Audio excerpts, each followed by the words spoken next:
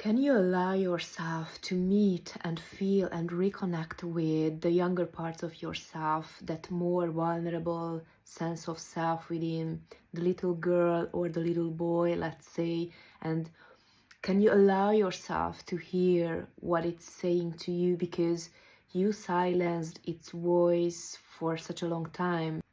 When you can allow these unmet parts within yourself saying, I felt unloved, they didn't love me. I felt unsafe, they didn't protect me. I felt scared. I needed their attention, but I was alone.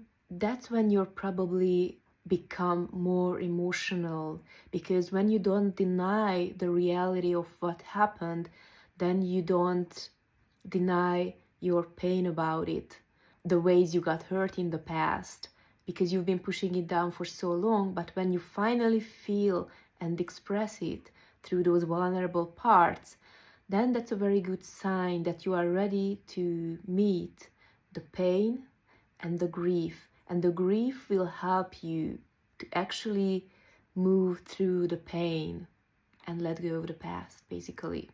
Because the thing is that we often get stuck in what we call anxious or avoidant attachment styles, trying to push people away or pull them close when we feel unsafe in a relationship, because we don't know how to protect ourselves from the hurt and the pain of the past.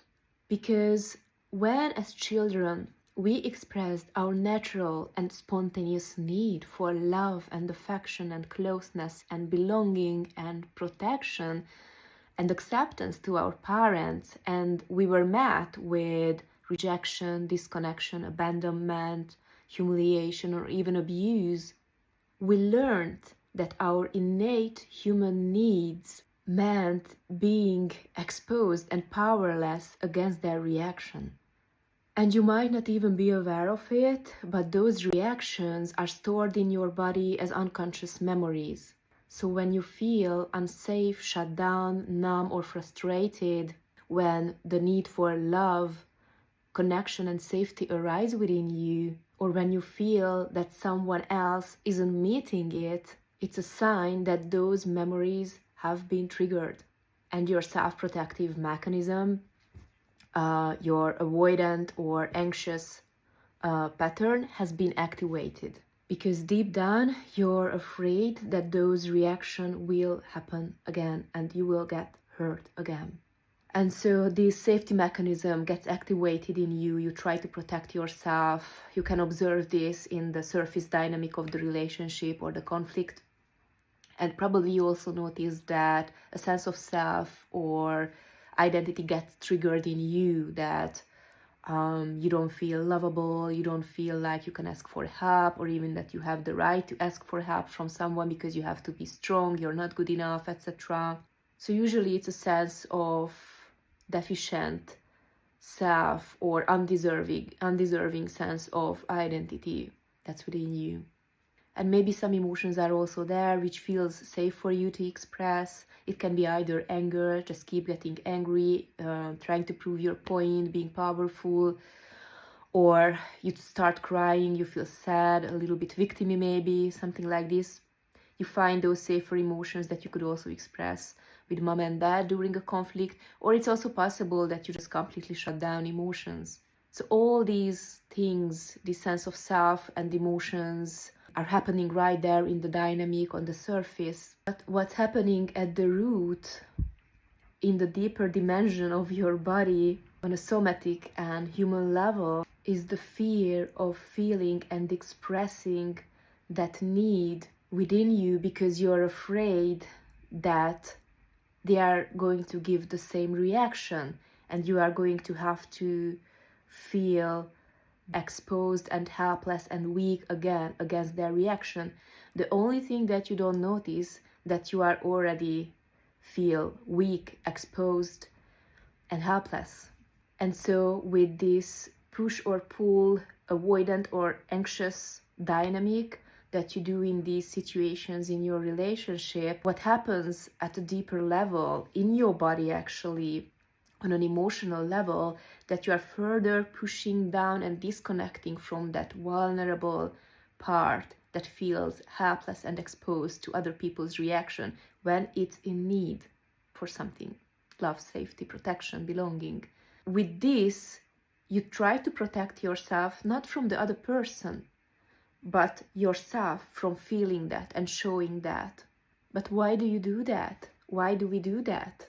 What's the worst thing that could happen if you let that person see that vulnerable part within yourself?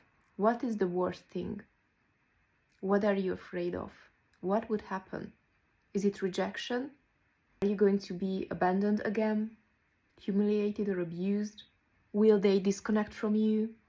Find it for yourself, so then you can see that you are afraid of the reaction, and the reaction is something that you are already doing to yourself, to that part of yourself. And so that's why the only resolution is to somatically approach yourself to reach these deeper, repressed, unmet parts within yourself. Because when you fully meet it, when you love it, when you finally hear its voice, as I said in the beginning of this video, then it can finally breathe.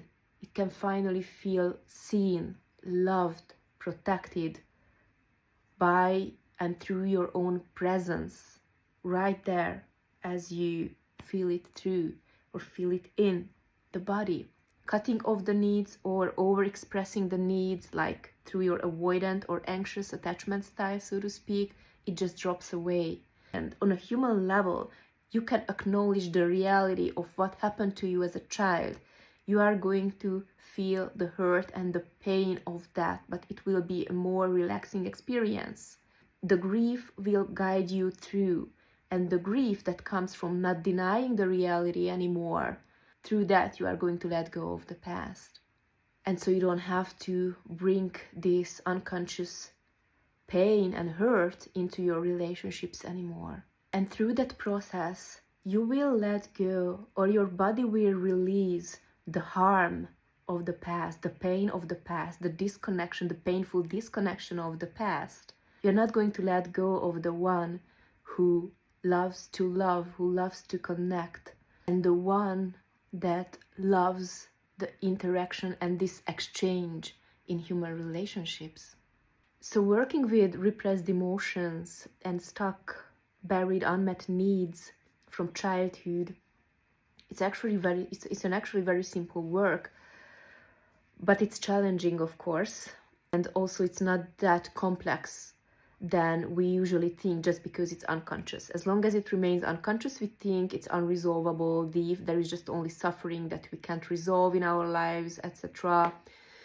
But I'm going to give you a few examples of mine. For example, for me, the unmet need in fear was attention, that I didn't get the attention when I was really scared. No one protected me, and so it got stuck in my system.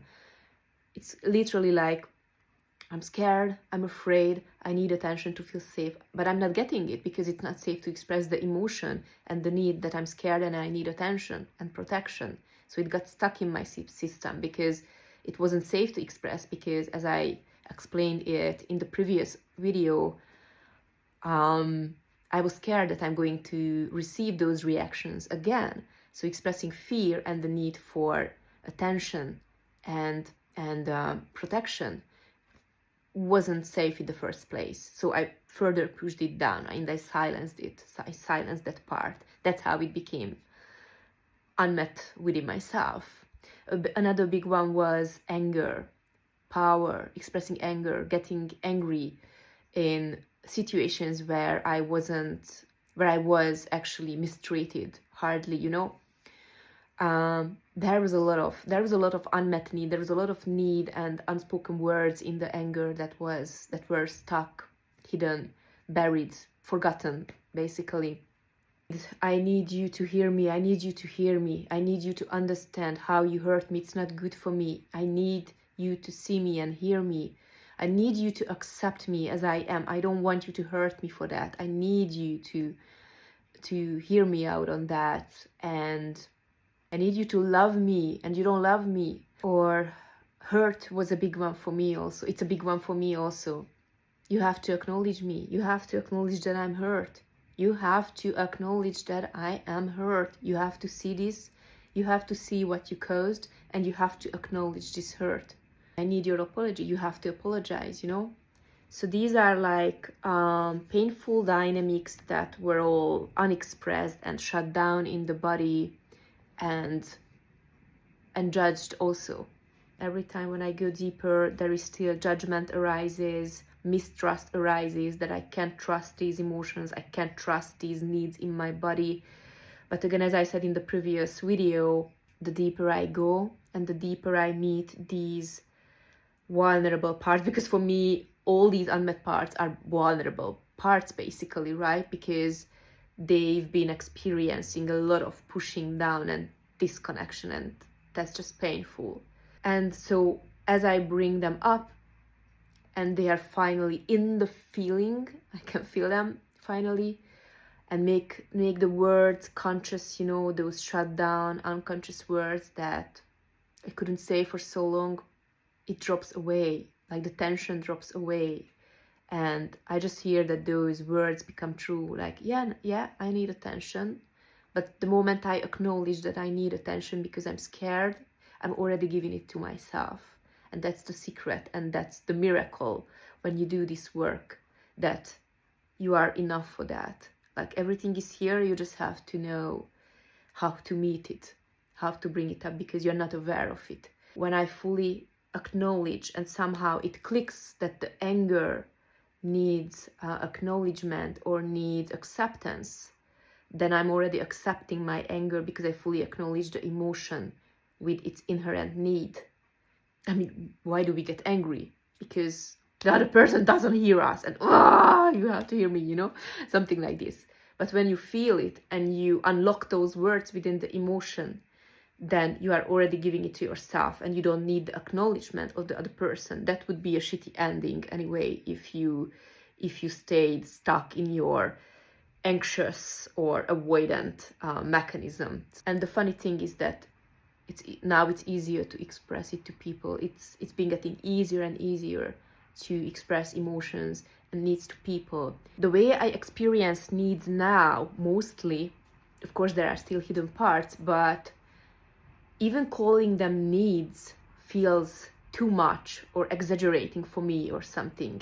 Because when you unlock emotions and needs in your body, first of all, we call it unmet because it's unmet, so it's stuck, in other words. And so you over express it or you pull away from expressing it because it's unmet and pushed down.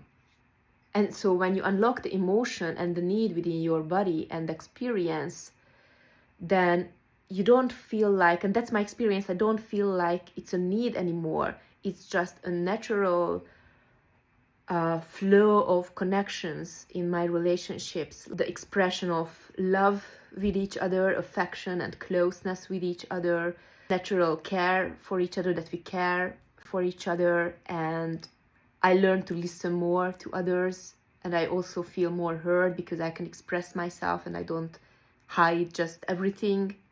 So it's not a stuck need anymore that you have to express but you can't, or you are afraid of it. It's really just a natural way of being in relationships. And that's safe. That's also important, that it becomes safe. Once you unlock it and you are not afraid of it that much, it becomes safe to express it in your relationships.